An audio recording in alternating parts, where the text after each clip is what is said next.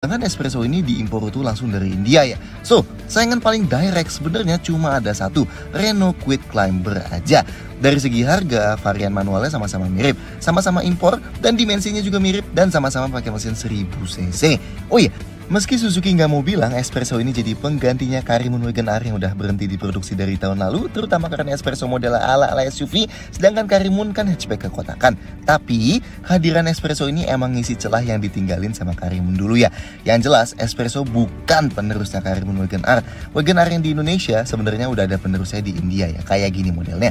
Tapi mungkin dari lakunya XL7 sekarang di sini dan kurang lakunya Karimun dulu, Suzuki lebih milih masukin city car yang bentuknya ala SUV kayak gini dibanding Wagon R baru yang tetap kekotakan kayak Karimun sebelumnya. Tapi apakah itu artinya Wagon R baru nggak bakal masuk sini? Ya entahlah, kemungkinan besarnya sih enggak. Tapi bisa juga jadi nanti masuk suatu saat ya. Tapi kalau kalian udah mau ngetik kenceng-kenceng, kenapa nggak masukin Wagon R yang di Jepang aja sih yang keren-keren? Mas bro, mau bayar berapa sih? Nanti kalau itu dimasukin 300 jutaan malah nggak ada yang beli ya kan? 2. Varian dan warna. Espresso hanya tersedia dalam satu varian aja ya, dan 2 pilihan transmisi, manual dan otomatis. Tapi otomatisnya dia mirip di Karimun dan Ignis ya, yang pakai sistem AMT alias Automated Manual Transmission, atau di Suzuki mereka nyebutnya AGS alias Auto Gear Shift. Sedangkan pilihan warnanya ada 6 ya, putih, silver, abu-abu, biru, merah, dan orange. 3. Mesin Karimun. Espresso pakai mesin yang sama kayak yang dipakai di Karimun Wagon R. Mesinnya K10B, 1000 cc 3 silinder. Yes, 3 silinder ya. So, ekspektasikan getaran di kabinnya yang lumayan pas idle. Tenaganya 67 HP atau 68 PS dan torsinya 90 Nm. Angkanya mirip sama Kwid Climber dan sedikit lebih tinggi dibanding Ayla 1000 cc. Tapi tentunya jauh di bawah Agya 1200 cc dan Brio Satya ya.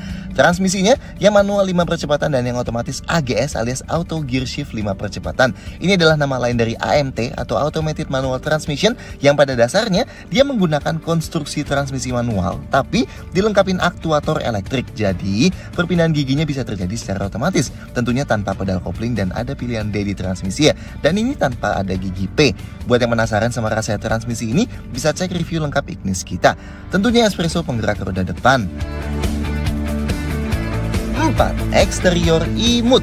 Espresso ini luar biasa mungil ya, panjangnya nggak nyampe 3,6 meter dan lebarnya cuma 1,5 meter lebih sedikit. Tapi cukup tinggi dia, tingginya hampir 1,6 meter. Makanya emang masuk ke kategori imut kalau dilihat.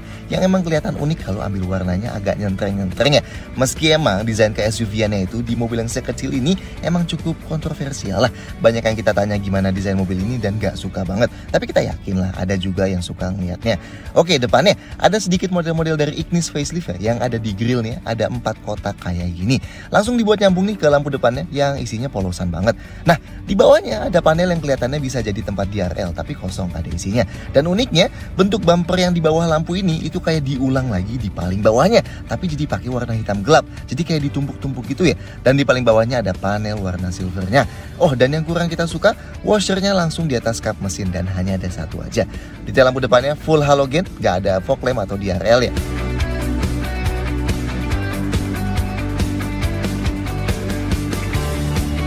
Sampingnya, nah di sini kelihatan kan bentuknya nggak semengotak Karimun dari lekukan di pilar C-nya itu.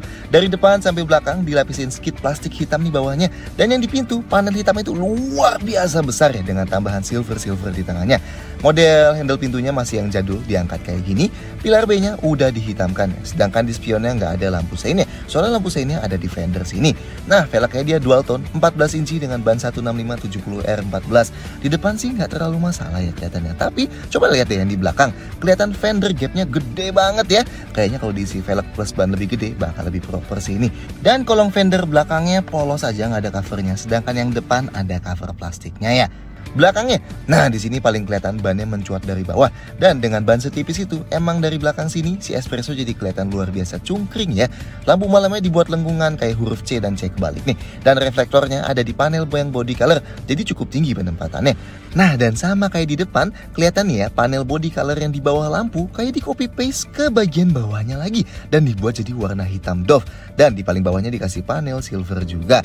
Knalpotnya ngumpet tuh di kanan bawah, ada spoiler mungil dan kacanya super polos nih tanpa wiper, dan antenanya pakai model long pole kayak gini ya. Detail lampu belakangnya sama, full halogen juga termasuk high mount stop lampnya.